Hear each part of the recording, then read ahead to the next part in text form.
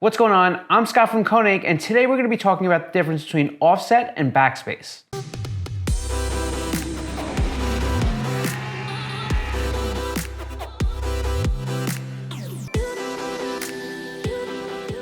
Before we get into this video, if you wouldn't mind throwing us a like and subscribing down below.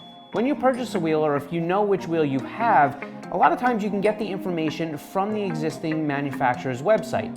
But what do you do if you got a wheel that you don't know what it is? What do you do if the wheel is discontinued or there's no information about it on a website somewhere? Today we're going to show you the difference between offset and backspace, but we're going to go one step further. We're actually going to show you how to take an existing wheel and measure it for backspace and offset. Being able to measure it yourself and actually know conclusively exactly what specification your wheel is could actually be very valuable. Okay, so let's talk about the difference between offset and backspace.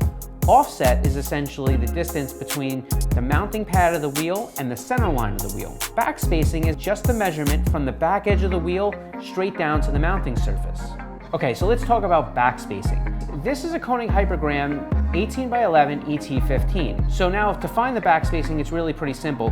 What we're gonna do is we're gonna basically put the wheel on its face here. We'll use a straight edge to go across the back of the wheel. Doesn't really matter what it is as long as it has a good straight edge. And we're essentially just gonna use a ruler. This ruler has both inches and has metric, so it has millimeters and inches. That's usually a really good thing, especially if you have to measure both offset and backspace, because backspace is usually referred to in inches and your offset is usually in millimeters. So let's kind of just measure down here. And we can see that we come to right about 6 3/4.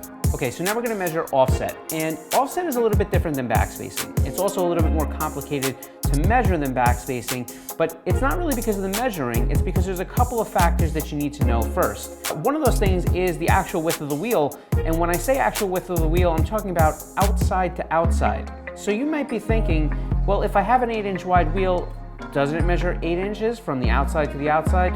It doesn't. That's not the definition of an 8-inch wide wheel. The width of a wheel is measured on the inner bead surface. So if we turn this wheel like this, we're essentially measuring from the inner bead here to the inner bead here. That is the actual width of a wheel. So essentially, this equates to about an inch difference. So if you have an 8-inch wide wheel, then what's gonna end up happening is, if you measure outside to outside, that's gonna be about 9 inches. So that's one thing that you should know, but if you really need to figure out the offset to the exact millimeter, you have to be pretty accurate with that inner measurement. So you can see on this wheel, we actually are measuring in and we're about 10 7/8. This wheel has got a little bit of a head start.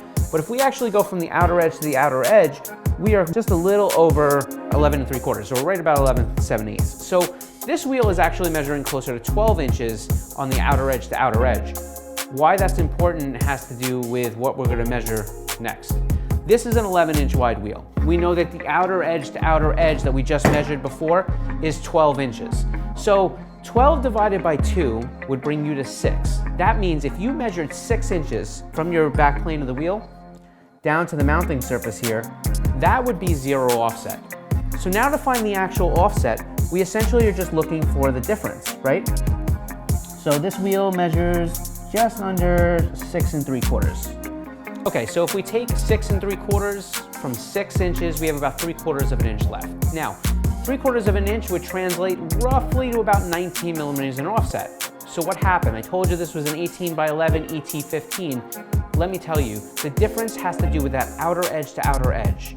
We didn't measure exactly 12, right? We measured 11 7/8. So we need half of 11 7/8, not half of 12. So when you factor in the difference between the actual outer edge to outer edge, and then you do the differential, what you end up having is really close to 15 millimeters. I think we came out to about 16 millimeters, but that 1 millimeter is not gonna be enough to make a difference really. So you being able to measure that offset difference on your own will get you almost to exactly what the wheel is spec'd at.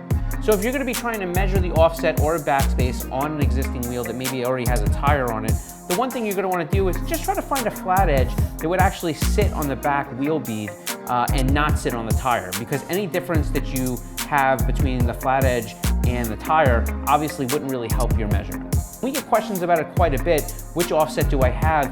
It's very difficult. Sometimes we may make the same bolt pattern, the same width, and the only difference is the offset. And when we're asked to choose between two, sometimes there's really no good indication about exactly which one is on your car. Now, there are a few things that you can look for. A lot of manufacturers, including OEs, tend to put the specs in the back part of the wheel. So if you were to look at this back section of this wheel, sometimes there'll be some hints here. For example, sometimes you'll find it in the mounting pad area, sometimes it will be stamped in the back of a spoke. Now, with KONIG, especially with the Flowform product, we do our best to actually engrave it across the back. It's needle engraved here, so you can see right here, this is an 18x11 ET15 5.4.5. But just in case you get stuck into one of those situations where you don't know what you have and you need to figure it out, maybe to replace a wheel, this is something that you can actually use to kind of determine that for you. So that's it for measuring backspace and offset and what the difference is. We hope this video is helpful for you. If you like what we're doing here, please make sure you subscribe down below. And that is it for this one. We will catch you next time.